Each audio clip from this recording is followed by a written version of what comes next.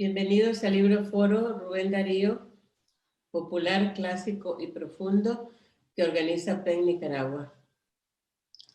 Se trata en esta ocasión de presentar 3 facetas de Darío. Los participantes somos todos estudiantes de literatura o literatos por derecho propio, y los voy a presentar por el orden del habla. El primero es Arquímedes González, que es periodista y escritor. Ha ganado el Premio Centroamericano de Novela Rogelio Silán y el Premio Centroamericano de Novela Corta de Honduras y varios premios internacionales de relato corto. Ha publicado 7 novelas y 2 libros de cuentos y trabajado como periodista y editor en diferentes medios de comunicación escrita de Nicaragua. Menciono 2 de sus títulos. Uno de ellos es Esperando Abril y el otro es Dos hombres y una pierna, cuento en verso. El siguiente participante se llama Carlos F. Grisby, es poeta, cuentista, traductor y ensayista. Ha ganado el premio a la creación joven Fundación Lowe de 2007 por un libro titulado Una oscuridad brillando en la claridad, que la claridad no logra comprender, publicado por Visor Libros en 2008, y el premio de poesía Ernesto Cardenal in Memoriam, Juventud Divino Tesoro 2020, por la plaqueta de poemas Rilke y los perros. Y yo, Ileana Rodríguez, ensayista, crítica cultural y profesora de literatura. He publicado y editado varios libros y publicado numerosos ensayos. El libro mío más leído se titula Mujeres, Guerrillas y Amor, entendiendo la guerra en Centroamérica, y otro de ellos es Lecturas de Estudios Subalternos. Por el orden, voy a conceder la palabra primero a Arquímedes. Él se la concederá a Carlos y Carlos me la concederá a mí. Después de que los 3 hayamos intervenido, tendremos una conversación. Sin más, le doy la palabra a Arquímedes. Muchas gracias, Eliana. Hola, Carlos. Buenas tardes a todos los que se han conectado a través de las redes sociales del PEN Nicaragua. Me alegra mucho estar hoy con ustedes para conversar sobre una de las 3 interesantes facetas de nuestro gran Rubén Darío, aprovechando, ¿verdad?, el aniversario de su natalicio, que fue el 18 de enero de 1867. A mí me toca hablarles del Rubén Darío popular, de ese poeta recitado una y otra vez en las esquinas con poemas que nunca se olvidan, ¿verdad? Y específicamente voy a hablarles del cuento en verso A Margarita de Baile, más conocido como Margarita está linda la mar. Un lindo poema, ¿verdad? Con una musicalidad increíble, porque Darío sabía que el amor de la memoria es la música y, ayudado de la musicalidad, lograba que la gente recordara sus bellos poemas, ¿verdad? A Margarita de Baile fue uno de los 9 poemas que Darío escribió en Nicaragua cuando estuvo de visita entre 1907 y 1908. En ese entonces Darío se hospedó en una casa de la isla El Cardón en Chinandega, invitado por la familia de Baile, para brindarle descanso y tiempo a él y a su escritura, ¿verdad? El poeta daba ahí muchas caminatas, daba charlas a los miembros de la familia sobre su vida seguramente y sus aventuras en Europa, y departía con ellos, ¿verdad?, en horas de la comida y descanso. Pero ahí también estaba Margarita, que en ese entonces tenía solamente 8 años. Era hija de Luis de Baile Palés, conocido como el Sabio, porque era un célebre médico nicaragüense que fue muy amigo del poeta y a quien también le encantaba la literatura y escribir poemas. Fue a Margarita a quien Darío le dedicó este poema, que sería muy famoso en todo el mundo, e incluso hasta hoy mucha gente lo lee en YouTube, ¿verdad? Se han hecho lindos cortometrajes, ensayos, análisis, y han aparecido referidos en varias novelas, como por ejemplo Margarita está linda la mar, de nuestro premio Cervantes Rubén Darío. Yo recuerdo que tenía como unos 14 años cuando leí este poema que trata sobre las aventuras de una princesa que sube al cielo a cortar una estrella para decorar su prendedor, ¿verdad? Como joven, a mí me encantó este poema, me quedó siempre en el recuerdo e incluso cuando tengo alguna oportunidad, como hoy, ¿verdad? Lo recito, ¿verdad? Porque es muy pegajoso. A mí me encanta esta historia porque estremece a quien lo escucha. Es cierto que otros poemas de Darío son clásicos, ¿verdad? Como Caupolicán, El Responso o Lo Fatal, de los que pronto van a hablar Ileana y Carlos.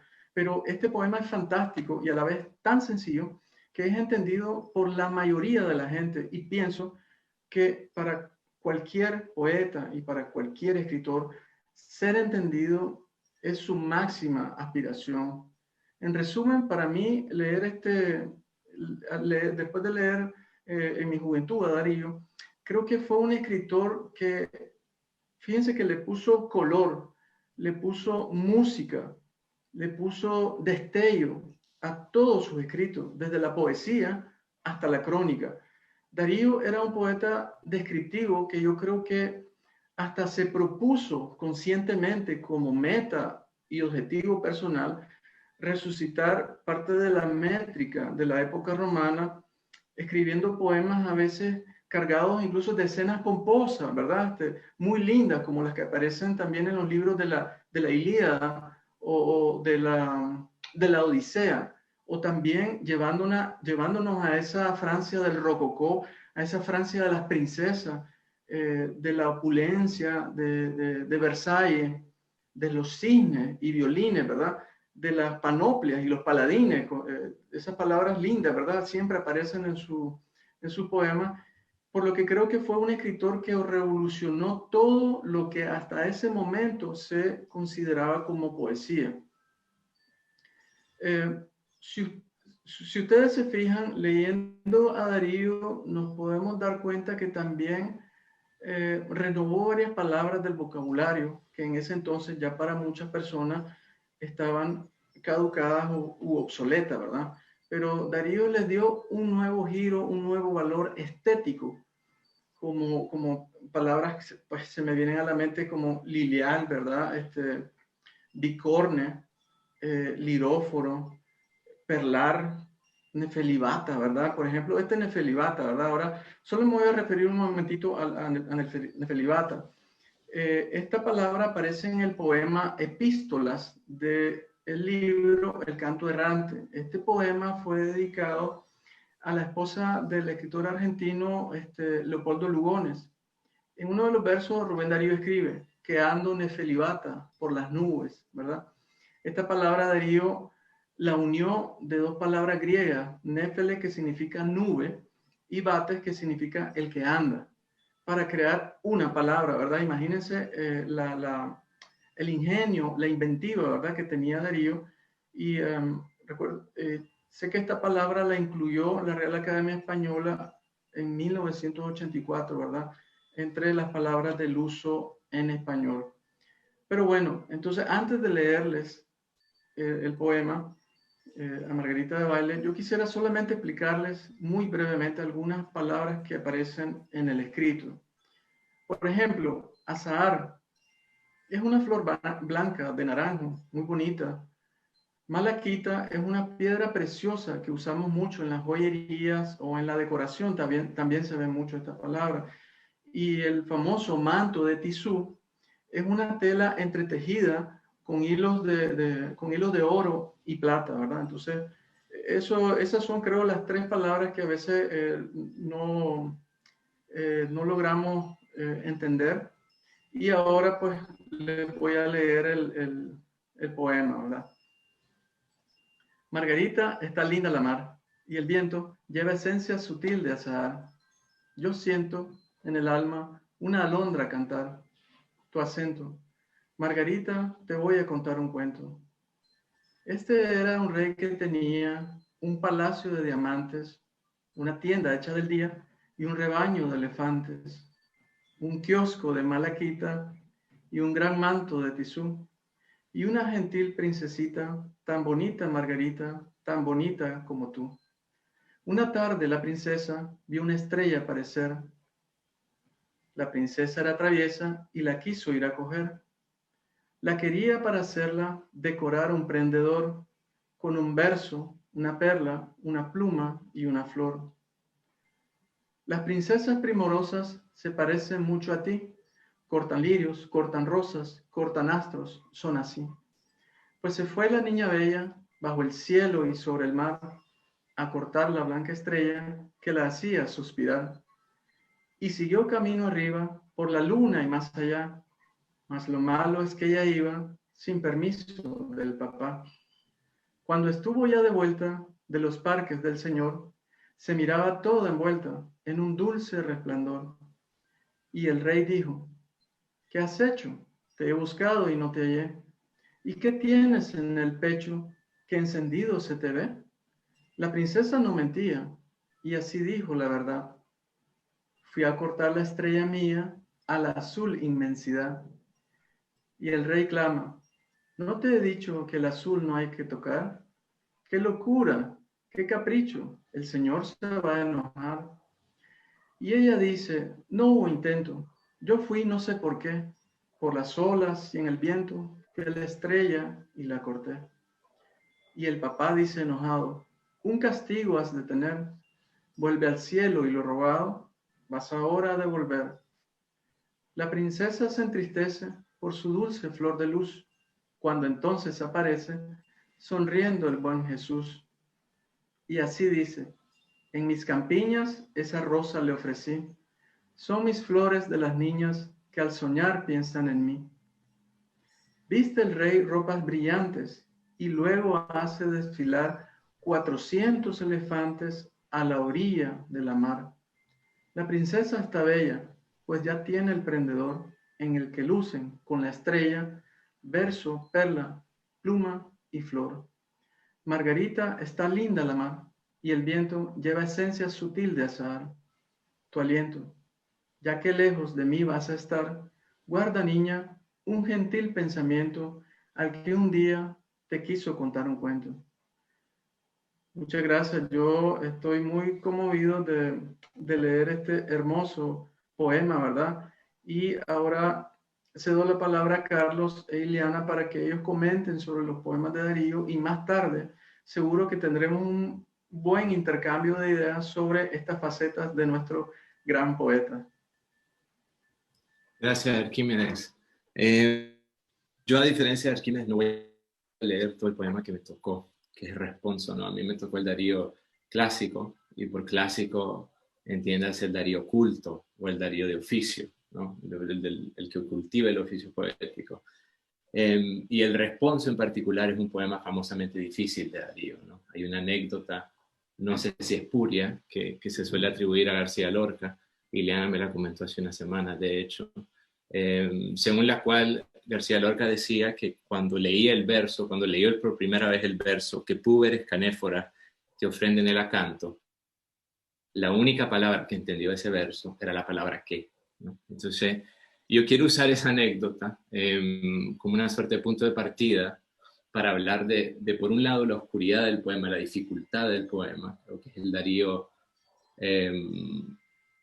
digamos, modernista por antonomasia, el poeta difícil, que ahorita cultiva el oficio y le quiere rendir un homenaje a uno de sus héroes literarios, que es Verlaine. Y por el otro lado, también me quiero enfocar en lo que hace memorable todavía este poema después de, creo, 125 años desde que fue escrito, ¿no? Que es su musicalidad, ¿no?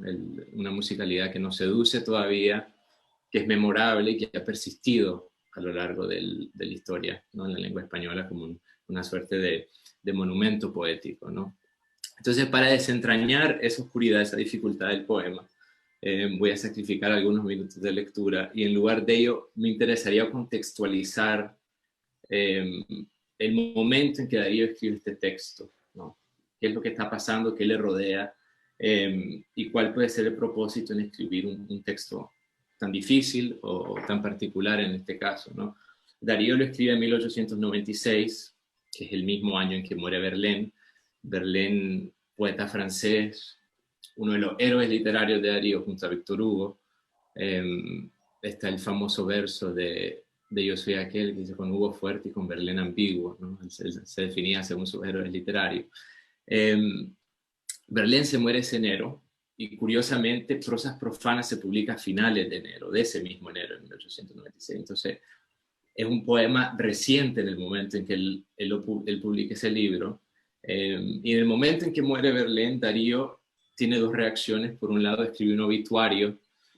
Creo, a mi ver, que los obituarios, entre lo mejor que hizo Darío, uno de sus mejores géneros, digamos, hay un obituario a José Martí y un obituario a Oscar Wilde, que son excepcionales también, y el de Verlaine es excelente. Y a la par de ese obituario, él escribe este poema. Y este poema es muy importante porque Verlaine en ese momento era un poeta muchísimo más grande de lo que nosotros hoy por hoy pensamos que es Paul Verlaine, ¿no? Y creo que para poder adentrarnos más en este poema es necesario recordar el lugar que tenía Verlaine en relación con Darío en esa época, ¿no? Creo que la historia literaria desde entonces de los poetas franceses finiseculares o de finales del siglo XIX ha puesto en los nombres de Baudelaire, Rimbaud, Mallarmé, entre otros, ¿no? Por varias razones que tienen que ver con el modernismo angloamericano y también con el surrealismo francés, pero en ese momento, para Rubén Darío y los contemporáneos de Rubén Darío, Paul Verlaine era el mejor poeta del mundo, el poeta más importante del mundo, si no del mundo de Occidente, sin lugar a dudas. Entonces Darío se encuentra en Buenos Aires, Argentina, 1896. Él se piensa a sí mismo, ¿no? En esa época como el líder de un movimiento que va a renovar la poesía en español. En ese momento es solo el autor de Azul, ya es mucho, pero todavía no es el autor de Prosas Profanas ni el autor de Cantos de Vida de Esperanza. Entonces él ve que aquí hay una suerte de desafío, de oportunidad, en que le tiene que rendir homenaje al que es el maestro, ¿no? Por excelencia de un movimiento literario modernizador del cual él se siente el avatar hispanoamericano, ¿no?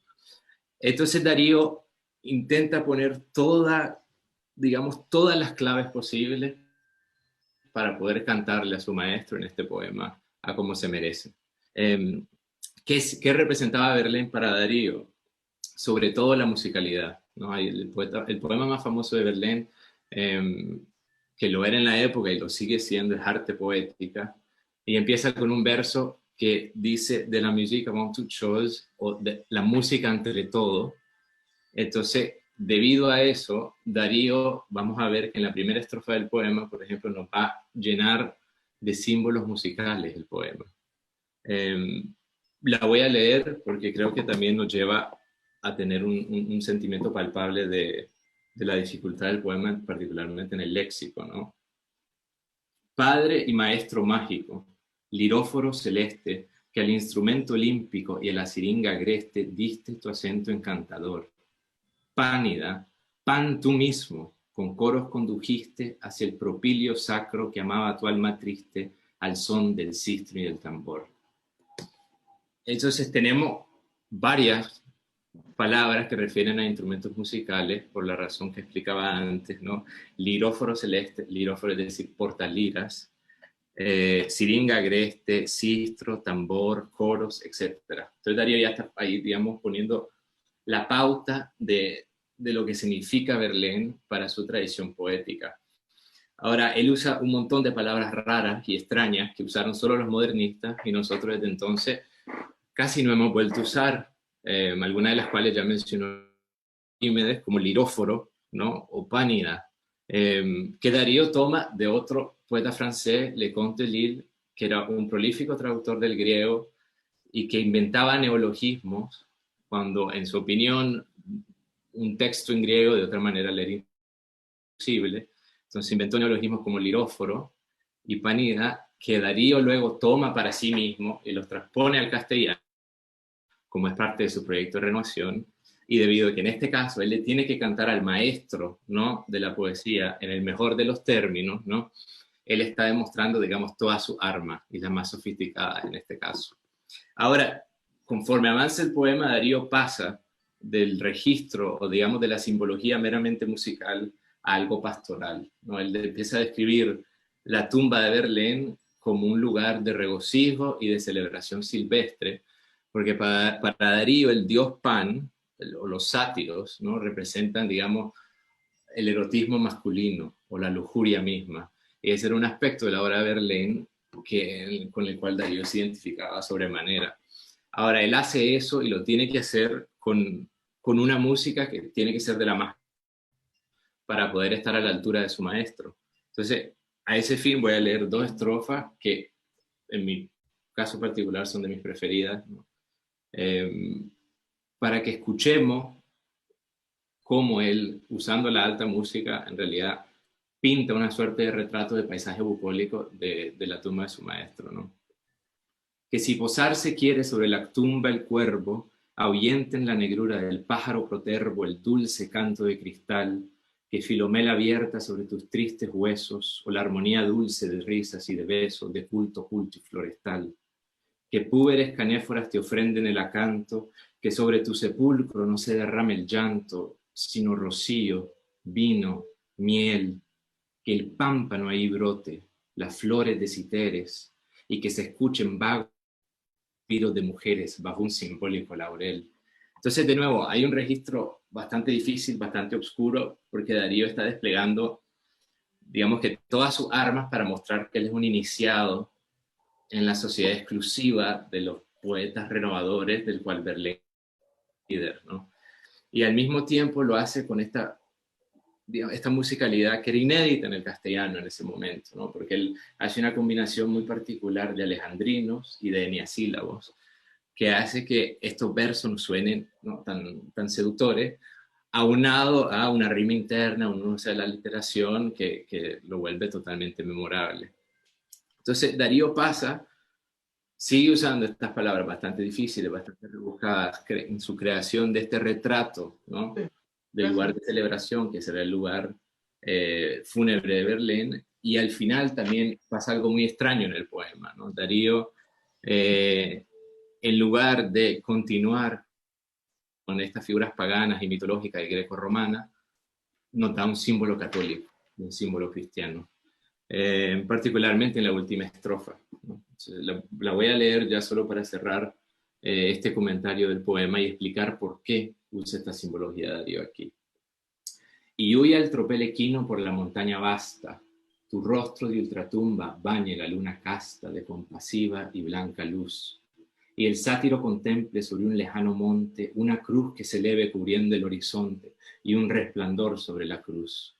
Ahora, esto en principio puede parecer disonante porque nos da todas estas imágenes grecolatinas y luego sale, ¿no?, la cruz cristiana o católica, pero tiene toda su lógica porque Verlaine hacia el final de su vida se transformó al catolicismo y antes de eso él había sido un bohemio, una persona que fue contra todo lo establecido, homosexual, alcohólico, etc.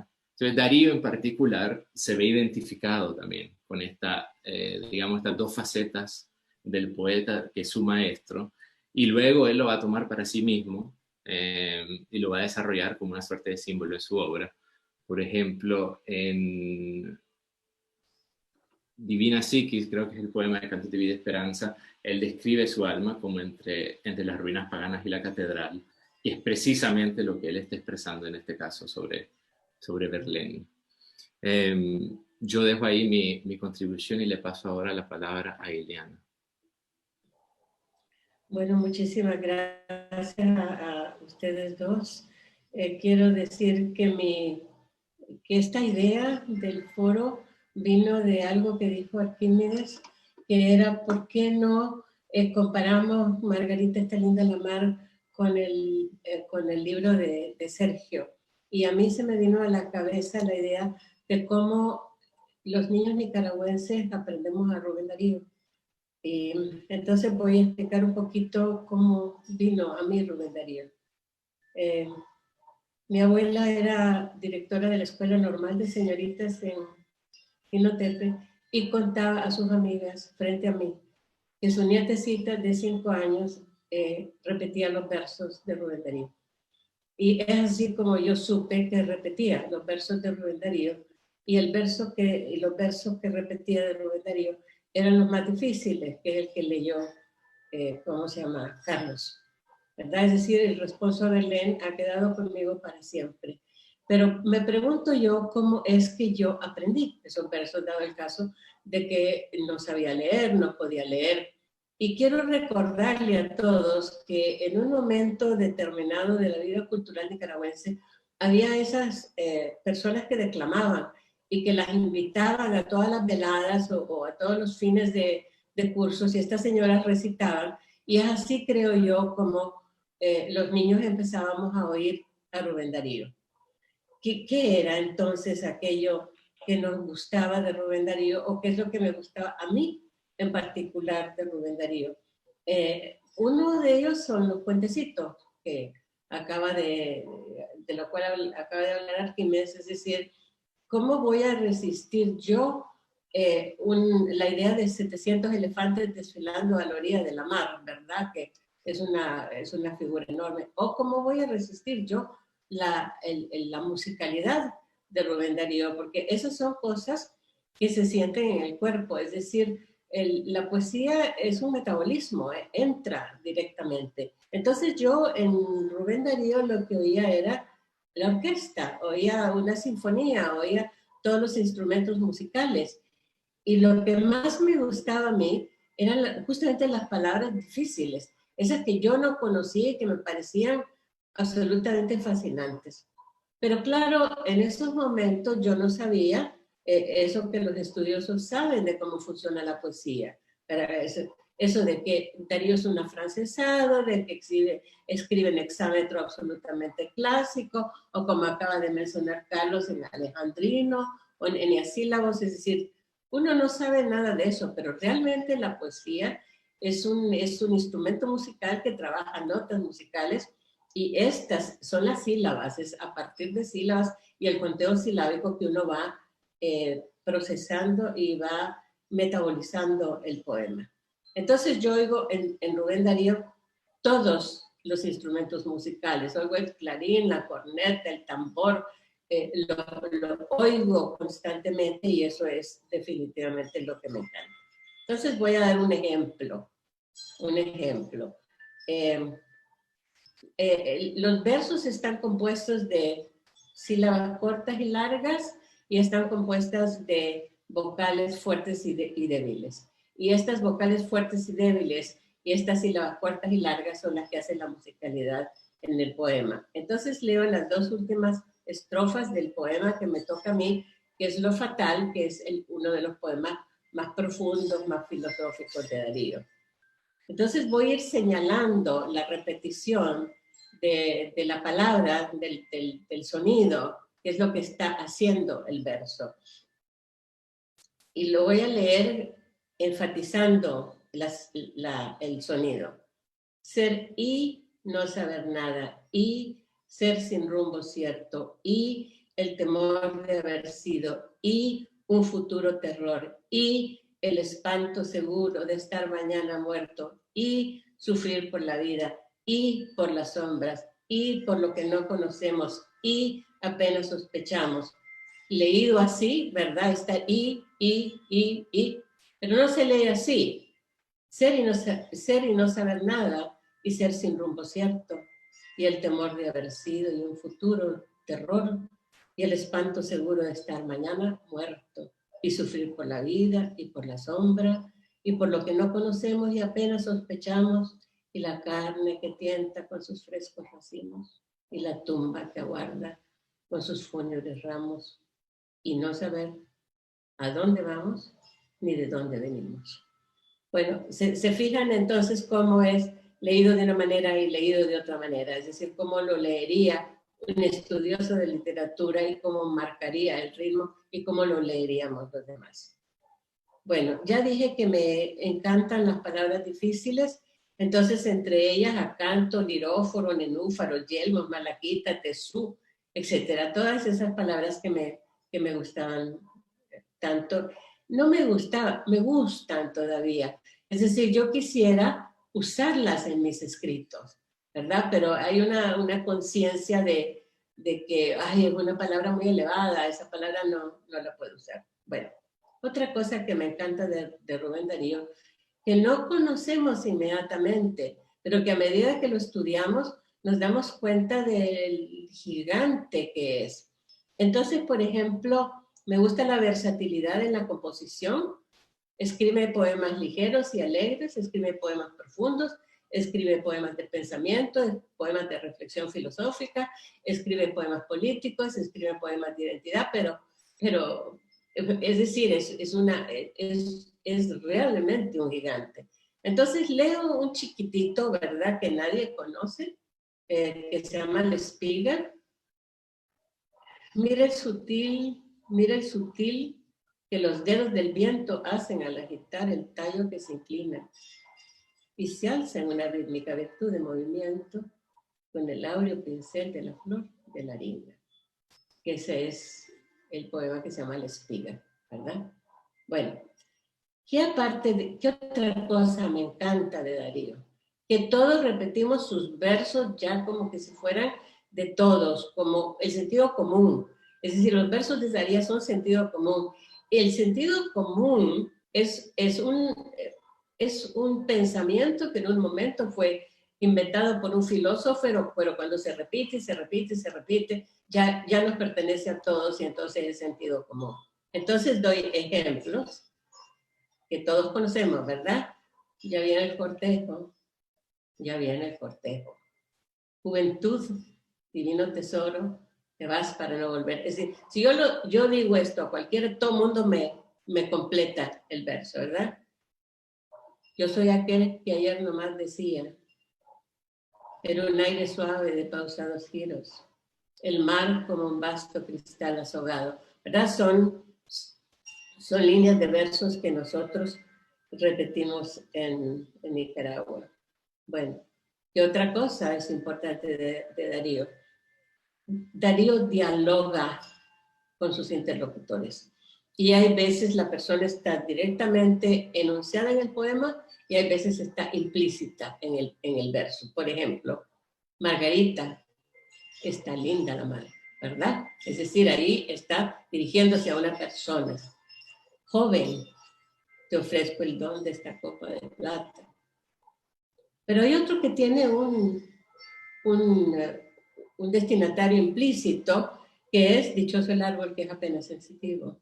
Pero si yo te digo, mira, chavalo, dichoso el árbol que es apenas sensitivo, ¿verdad? Ve, Clarita, dichoso el árbol que es apenas sensitivo, ¿verdad? Es decir, ahí está implícito el interlocutor. Bueno, entonces leo la primera estrofa. Dichoso el árbol que es apenas sensitivo y más la piedra dura porque esa ya no siente. Pues no hay dolor más grande que el dolor de ser vivo, ni mayor pesadumbre que la vida consciente. Bueno, esto podría ser un soneto, pero no es, aunque se lo parece, y entonces tiene una rima, y la rima está sensitivo, vivo, siente, consciente, cierto, muerto, que era justamente lo que los vanguardistas no querían, ¿verdad? Es decir, se aburrían de la rima, los poemas no debían de ser rimados. Entonces, quiebre, esa es la ruptura, ¿verdad? Es así como cambia el estilo, es así como crece la literatura, es así como se inventa lo nuevo. Pero la rima es muy atractiva. Y voy a terminar con un párrafo que es mi párrafo favorito. Dice, para terminar, suele decirse que el pueblo nicaragüense es un pueblo de poetas porque tiene a Rubén Darío.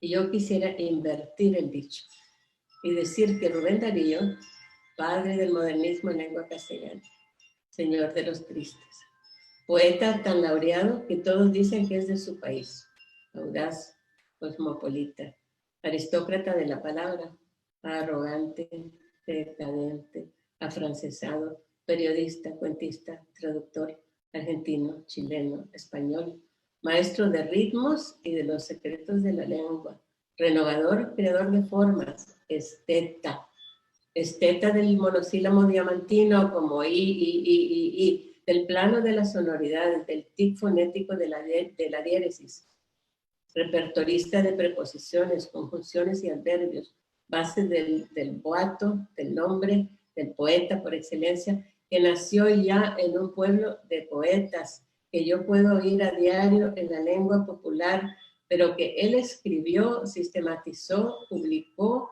unió a las otras tradiciones, pero la matriz cultural era su cultura natal, pueblo de gente desinhibida y cálida. Porque ¿quién no ha dicho todas las mañanas que alegre y fresca la mañanita? ¿Y quién no ha oído ladrar los perros, gritar los niños y sentido el nicaragüense sol de encendidos oros? O ver el mar como un vasto cristal azogado y el sol como un vidrio redondo y opaco.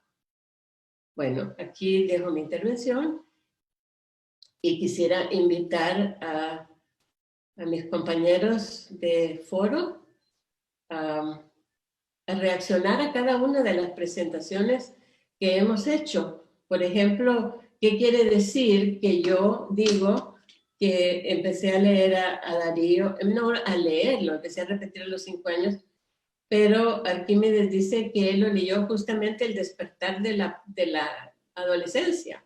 Sí, imagínense ustedes lo que significa eso. Yo conozco muchos niños ahorita que están leyendo prosas profanas, ¿verdad? En el despertar de la adolescencia. Y también Carlos dijo, pero no lo dijo en público en este foro, dijo, yo no quería estudiar a Rubén Darío porque no me gustaba cómo lo enseñaban en la escuela. Entonces, podemos iniciar la charla en base a eso o a lo que ustedes quieran les haya llamado la atención. Carlos. Yo empiezo. Yo, sí, en efecto, ¿no? A mí, yo me acuerdo estando en el colegio, en secundaria, sintiendo un rechazo de Darío precisamente porque yo siento, bueno, o por lo menos así lo racionalizo ahora, no había lectura posible ahí, había que adorar a este autor sin que te dijeran por qué, y lo tenías que leer a huevo y amar su grandeza sin realmente empezar a leer el texto y empezar a tener una relación con el texto. O sea, yo creo que no había lectura posible en ese momento.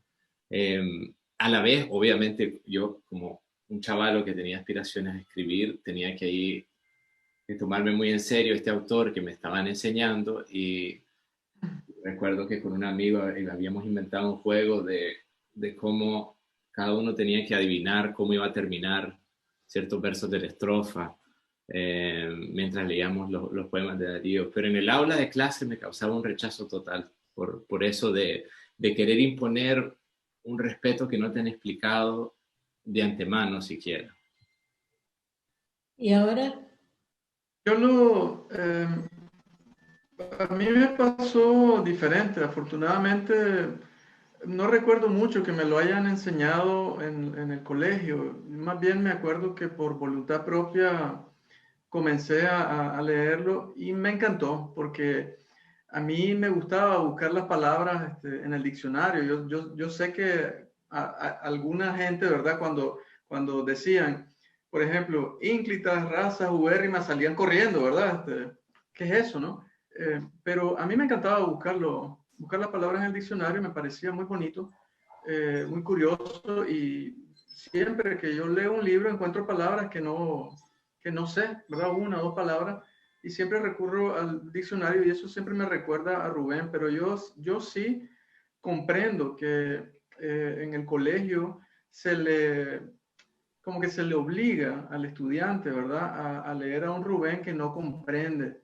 No se le da contexto, no se le da el porqué de las cosas, y creo que también, bueno, eso tal vez lo voy a hablar más adelante, pero Darío solamente es conocido por su poesía en Nicaragua, pero por lo menos gran parte también de su producción literaria era en prosa, ¿verdad? Y ahora, Carlos, ¿cómo te sentís acerca de Darío? No, Es decir, ¿cuándo empezó a dar la vuelta el juicio? empezó hace poco, yo diría, hace 6 años o algo así, creo que volví, porque yo estaba en Francia aprendiendo francés.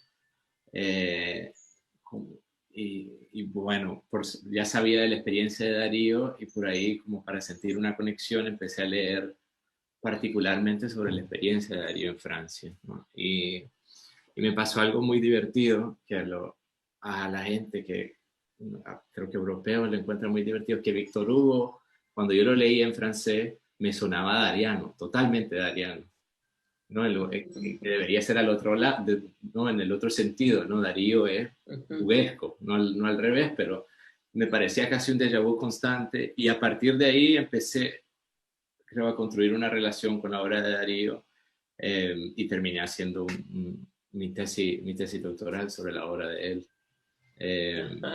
Entonces, digamos que al final terminó siendo una relación probablemente más cercana, más íntima de la que hubiera sido de otra manera.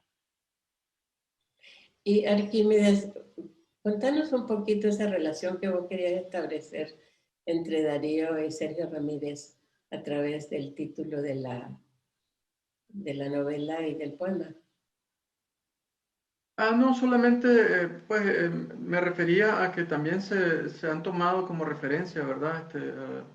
En la literatura también palabras o títulos de las obras de Rubén Darío. Rubén Darío está presente en toda la variedad de la literatura latinoamericana, ¿verdad? Desde análisis, ensayo,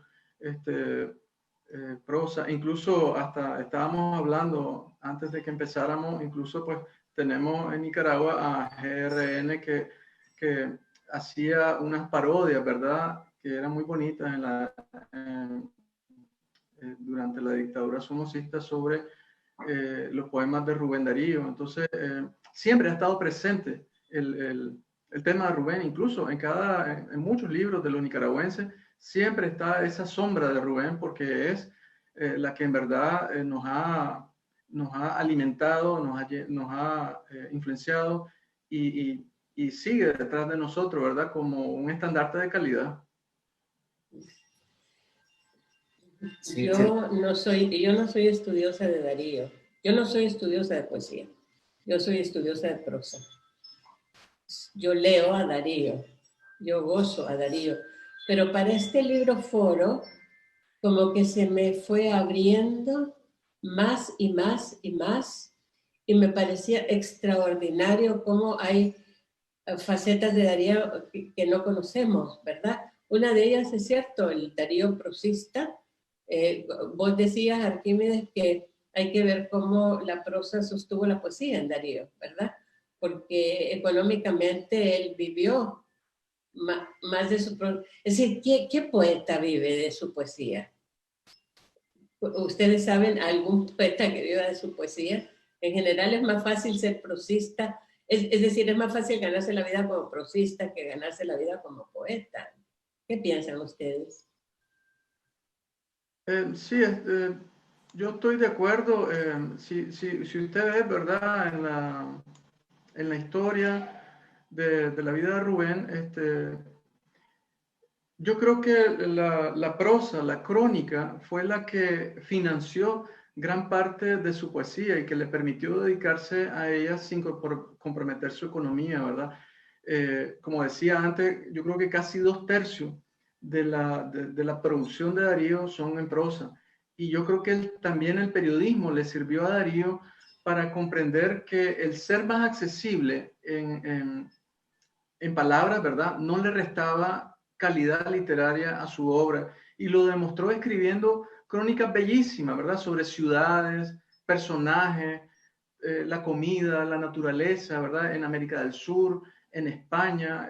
Darío escribió crónica roja, crónica de Bohemia, crónica política, económica, incluso escándalos de dinero y de poder que habían en la época. Tenemos sus libros de crónicas Tierras Solares y Peregrinaciones, ¿verdad? Donde Darío describe París. Él era enamoradísimo de París. Él era, como dice Carlos, un afrancesado, ¿verdad? Que le encantaba París. Y ahí está descrito, en todas las crónicas que él hace, está descrito París, sus calles, sus principales personajes. París de noche, París mientras cae la nieve, pero también él escribió crónicas sobre Italia, Venecia, España, Alemania, y yo creo que muchos periodistas de América Latina creemos de que Darío fue el creador de lo que hoy conocemos como la crónica moderna, pero desgraciadamente estas crónicas no se conocen y yo creo que deberían de ser más leídas en las universidades donde la gente puede tener un nuevo amor hacia Darío, porque yo sí siento, ¿verdad?, que en las universidades los estudiantes llegan un poco hastiados del Darío que les enseñan en las escuelas. No sé si los métodos son equivocados, pero sí, yo creo que sería un bonito reencuentro de la gente con el Darío cronista. Sí, yo estoy totalmente de acuerdo con eso. O sea, a mí en lo particular, y se lo recomiendo a quienes nos estén viendo y escuchando, el libro La caravana pasa, de Crónicas de Darío, me parece un libro excelente, hermosísimo, de crónicas sobre París, bellísimo. Y me parece que, de hecho, el Darío que más se está estudiando en lugares como Argentina, como España, como Estados Unidos, hoy por hoy es el Darío cronista, el Darío que, digamos, que diagnosticó y escribió sobre todas las contradicciones de su tiempo, el Darío que también escribió sobre todas las obsesiones de su tiempo, los miedos de su tiempo, porque ahí hay un documento cultural, de valor cultural e histórico impresionante, ¿no? Un acceso a una sensibilidad del siglo XIX que de otra manera no la podríamos ver porque todo eso está sutilizado en su poesía. Y como bien decía Arquímedes, yo creo que la crónica es un entrenamiento estilístico tremendo para Darío. Y ahí hay otro también, lo sentimos mucho más cercano. Me parece que hay un Darío bastante irónico, a veces chocante incluso. Recuerdo una frase de Darío: la democracia con olor a ajo, por ejemplo. Un Darío bastante chocante que no, casi no se comenta, ¿no? En fin, hay un sinfín creo, de momentos, de aspectos de Darío que están en sus crónicas. Es una obra voluminosísima. La otra cosa importante para mí de Darío es cómo es posible para una persona que ha nacido en esa época en Nicaragua, cómo es posible para esa persona llegar a ser quien fue, cómo es posible haber leído todo lo que leyó, cómo es posible haber triunfado donde triunfó. Es decir, al menos todas las personas que hemos migrado de Nicaragua, que hemos ido, sabemos lo difícil que es hacerse un lugar en el extranjero, ¿no? Y sobre todo, diría yo, es decir, cuando Darío va a El Salvador, pues El Salvador es Centroamérica y todavía pienso que está en una cultura semejante. Pero cuando va a Chile y la Argentina, son culturas más pesadas, son culturas diferentes, ¿no? Y sin embargo, se hace un lugar. ¿Qué es lo que hay en él personalmente para poder realmente triunfar? Entonces, todo lo que sabemos de él y muchas de las cosas que se enseñan en Nicaragua es justamente acerca de la pobreza económica de Darío. Se habla muchísimo de la pobreza económica de Darío. Se habla de que Darío era un borracho consuetudinario, que son cosas también que, ¿por qué se habla de eso tanto? Y yo pienso que tiene que ver con el hecho de que es una exaltación hasta cierto punto, de la misma manera que decir que es un afrancesado es una crítica. No sé por qué tiene que ser una crítica ser afrancesado, es decir, porque le gustaba más la cultura francesa que le gustaba la cultura castellana, porque ¿quién le puso afrancesado? ¿Fue la generación del 98 la que le puso afrancesado? ¿Fue la generación del 27 que le puso afrancesado? Yo no siento que Rubén Darío era muy apreciado en España. Es decir, una de las cosas que a mí me ha molestado más siempre de Unamuno es que decía que a Darío debajo del sombrero se le veía la pluma. Es decir, todo el sentido de mestizaje que acarrea con él, el sentido de otredad. Es decir, si nosotros vemos los raros, ¿verdad? También sabemos de lo que está hablando, de que una cosa que él experimentó, son cuerpos marcados, sobre todo para los europeos, ¿verdad? O para los países uniformemente, homogéneamente blancos. Y él tuvo que luchar contra todas esas cosas, tuvo que enfrentarlas. Entonces, es mucho más grande para mí. Es decir, que ser Verlaine y nacer en Francia y ser Whitman y nacer en Estados Unidos es mucho más fácil ser grande bajo esas circunstancias que es haber nacido en el pueblito donde él nació. Miren, fíjense que hay preguntas, pero yo no puedo verlas. Si alguien sabe más de... Yo las puedo decir, Ileana. Bueno, porque velas, entonces tal vez las podemos contestar. Y tal vez, yo creo que Carlos estaría muy bien pintado para responder esta pregunta que dice, ¿creen que los poemas de Darío son valorizados en la actualidad?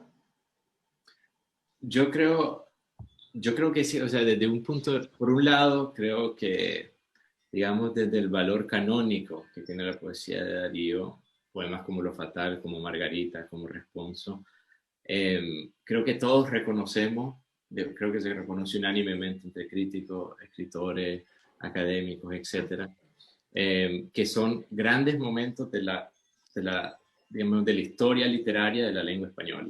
Yo creo que desde ese punto de vista ciertamente son valorizados. Desde el otro punto de vista de si los poetas jóvenes hoy están leyendo a Darío y valorizando a Darío, creo que no. Hay demasiada distancia entre Darío y los poetas jóvenes, pero creo que sí hay un Darío ahí a valorar, ¿no? Creo que el Darío irónico de, por ejemplo, el poema que mencionaste vos, Arquímedes, el de la epístola Señora de Lugones, es un Darío totalmente contemporáneo. Hay otros poemas de Canto Errante, Dream, Ensueño. Hay poemas de prosas profanas que me parecen irónicos, provocadores, eróticos, que son absolutamente contemporáneos y que es otro Darío, que no es el Darío, digamos, más solemne de Cantos de Vida y Esperanza, que sí da pie a una valorización, digamos, contemporánea de su verso. Pero también se puede contestar de la siguiente manera. Es decir, mira quiénes son los poetas que han valorado a Darío a grandes voces, ¿verdad? Juan Ramón Jiménez, Octavio Paz, Jorge Luis Borges. O sea, no es... Uno puede quebrar con una línea poética, pero uno no puede quebrar con un poeta gigante como Darío, o como Vallejo, o como Whitman, o como Verlaine. Es decir, son grandes joyas que están ahí para siempre. ¿Sí? Y lo clásico significa justamente ya estar establecido para siempre, ¿no? Ese es un punto de referencia. Y Darío realmente es un punto de referencia para la lengua castellana grande. Y pienso que Nicaragua se siente muy orgulloso porque nació aquí, sencillamente. ¿Hay alguna otra pregunta, Arquímedes, que podamos contestar? No hay otra pregunta, les agradeceríamos a ver si pueden también los que nos están viendo pueden hacer su pregunta. También queremos agradecerles, ¿verdad?, a todos los que se han unido a la transmisión, ya sea dentro o fuera de Nicaragua, para celebrar, ¿verdad?, a ese Darío que llevamos todos en nuestro corazón. Y como periodista, por ejemplo, yo no sé si ustedes lo han analizado, pero yo como periodista, ¿verdad?, a mí me fascina, por ejemplo, el tema de que Darío también era capaz de hacer títulos increíbles para sus libros, para los títulos de sus poemas. Por ejemplo, Azul, ¿verdad? ¿Por qué Darío tituló Azul a su libro de poemas? O sea, es un color, ¿verdad? Eso no lo explican en los colegios, ¿verdad? ¿Por qué se llama Canción de Otoño en Primavera? Imagínense ustedes, ¿verdad? Qué locura. Canción de Otoño en Primavera, pero es lindísima la combinación. o el título del poema Salutación al optimista, increíble, ¿verdad? O también el libro de Cantos de Vida y Esperanza, imagínense ustedes, o sea, él dijo, bueno, todos estos de la generación del 98 están un poco tristes, tomen aquí Cantos de Vida y Esperanza para que se alegre todo el mundo, ¿verdad? Increíble lo que hizo Rubén Darío. A mí Prosas Profanas me gusta también ese título, las dos P y la oxímoron ahí, es un gran título, creo. Sí. Y cualquiera diría que profano, que significa que él va a profanar algo y para nada, ¿verdad?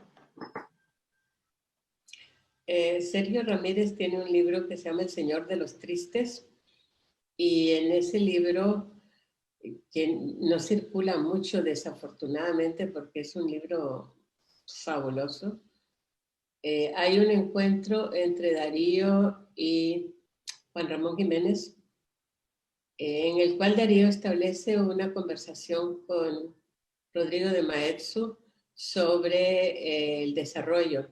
Porque miren, a mí me sorprende que sea el padre del modernismo en la América Latina. ¿Y ustedes han encontrado algún verso de Darío donde hable de la mecanización del mundo, donde hable de las escaleras eléctricas, de las máquinas, es decir, de todo lo que es la modernidad? ¿Ustedes recuerdan algún poema de Darío con esa tematización? Y entonces me parece bien interesante cómo el padre del modernismo,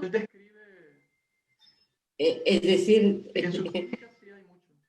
pone entre paréntesis la modernidad. Sí. Yo sí leí en las crónicas de él y habla sobre las tecnologías en Francia, cómo están cambiando el mundo, la modernidad. Él era muy fascinado. Yo pienso que Darío era una persona muy curiosa, y eso también, sí, esa curiosidad le permitió a él destacarse como periodista, porque él supo encender todos esos sentidos, ¿verdad? La visión, el olfato, el oído, ¿verdad? El sentimiento, todo eso, sentido, él lo tenía totalmente activado, ¿verdad? Y yo creo que todo eso ayudó a que él plasmara toda esa vida, toda esa admiración que él sentía por ese nuevo mundo por donde él iba llegando, ¿verdad? Iba tratando de recoger y aspirar todo como si fuera una esponja, ¿verdad? De conocimiento. Él, yo me lo imagino que él iba desbocado, ¿verdad? Tratando de abarcar todo el conocimiento posible, porque le era muy curioso todo. Yo pienso que justamente lo que lo hace posible es que tenía esa energía interna. Él tenía una energía interna y él tenía lo que se llama vocación, y eso le daba la fuerza para poder hacer lo que hizo. Pero es cierto que en este texto que estoy citando, en su conversación con Maeztu, él da como ejemplo la modernización de la Argentina y de Estados Unidos. Y dice que realmente España, porque España está España decadente a partir de la pérdida de la última colonia, que es Cuba, ¿verdad? Él aconseja a España que siga el rumbo de la modernización de la Argentina y de la modernización de Estados Unidos. Y claro, habla de las máquinas, de los trigales, de la agricultura y todo eso, pero no en sus versos. Yo me pregunto, ¿verdad?, si en sus versos lo hace. En su prosa definitivamente que sí, porque aparte de eso era pagado para eso, ¿verdad? Es decir, le pagaban para hablar de eso, pero ¿por qué no lo hace en sus versos? Es una interrogante que yo tengo, pero tal vez no lo he leído todo y tal vez tiene versos que son... Hay momentos creo que el canto a la Argentina, donde toca parte de la industrialización, porque para él la Argentina era la gran nación del futuro para Hispanoamérica. Entonces por ahí toca un poco el tema, pero yo creo que él era muy consciente también de que es muy fácil escribir versos terribles usando, ¿no? Yéndose desbocadamente en ese registro. Pienso ahorita en Lugone, ¿no? El gran poeta argentino que era, digamos, pupilo de Darío, y que muy orgullosamente decía mi maestro Rubén Darío. Lugones tiene un poema larguísimo sobre la industrialización, es un canto a la industrialización del campo en Argentina que yo lo encuentro horrible. Un poema horrible, muy interesante porque quiere poner el poeta en otro rol, pero un poema para mí horrendo, pero que a la vez hace algo, digamos, que amplía el espectro del modernismo, pero es en contraste con Darío, que era siempre tan exquisito, tan preocupado porque aquello que escribiera fuera eufónico, que creo que hay digamos, una gran preocupación por lo que va a dejar entrar en su verso. Y yo pienso que esa eufonía de Darío está en todas partes, está en el verso, está en la estrofa, está en el encabalgamiento, es un don. Él tiene el don de la poesía. Y para mí, una cosa que me pareció siempre bien interesante, que yo les platicaba la vez pasada, era que yo calmaba a mis estudiantes leyéndoles poemas de Rubén Darío. Y sobre todo, los poemas como Margarita está linda la mar, ¿verdad? Quedaban arrobados con la poesía de Darío. Y también quedé muy impresionada cuando una de mis estudiantes españolas me dijo que, claro, uno de los grandes poetas españoles era Rubén Darío. Y yo le dije, bueno, sí, es un gran poeta en castellano, pero es nicaragüense. No, me dijo, Rubén Darío es español. Dije, no, pero los argentinos piensan que es argentino, los chilenos piensan que es chileno.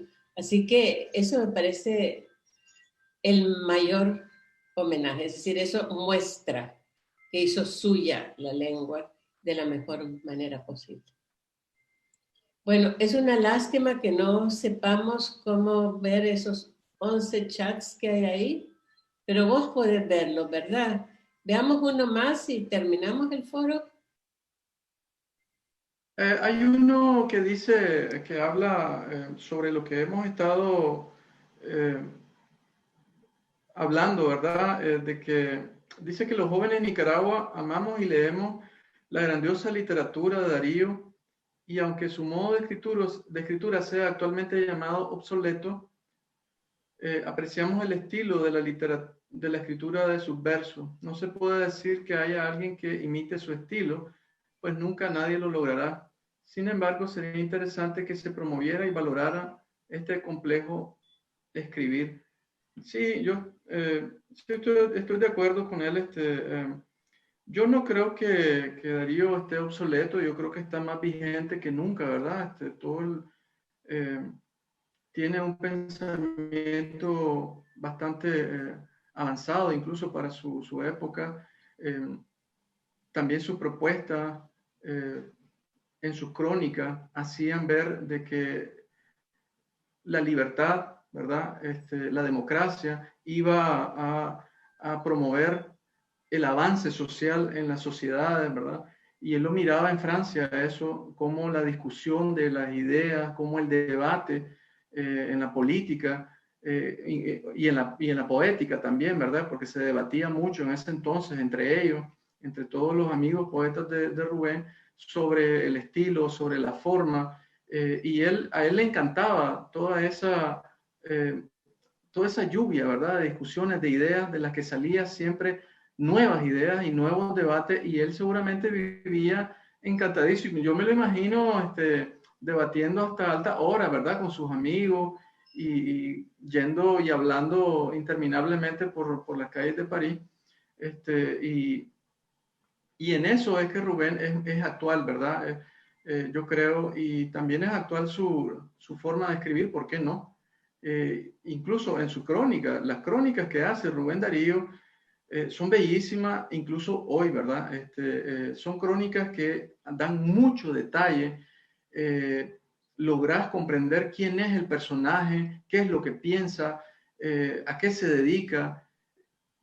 Darío también ofrece una virtud de conocimiento en cada crónica que él escribe, porque él habla desde el Corán, ¿verdad?, hasta el catolicismo. Él es capaz de abordar cualquier aspecto, incluso de la pintura, de los poetas, de la política. Es increíble la sabiduría que él demuestra en sus escritos.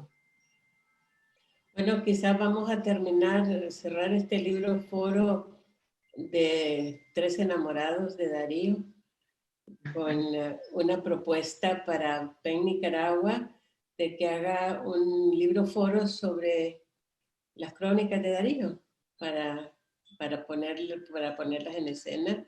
Así Bueno, es. yo les agradezco mucho a mis compañeros de mesa haber estado este momento con nosotros y a PEN Nicaragua por haberles brindado esta conversación que espero les haya gustado y nos veremos en el próximo foro de PEN Nicaragua. Muchas gracias. Muchas gracias.